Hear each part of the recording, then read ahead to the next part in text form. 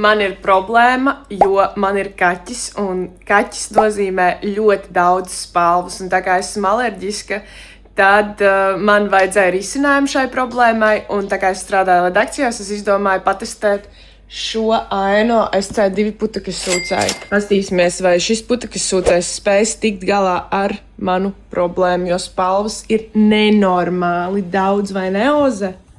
Jā.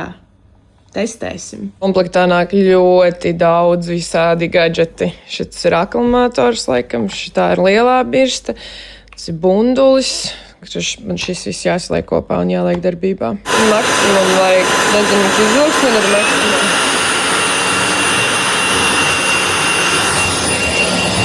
Viņam pat gaismiņa ir. Bija, lai tās spalvas ir nenormāli daudz. Čiks un nav. Vēl viena ļoti laba funkcija, skatieties. Viņš uzbrauc uz paklāju, viņš paliek jaudīgāks.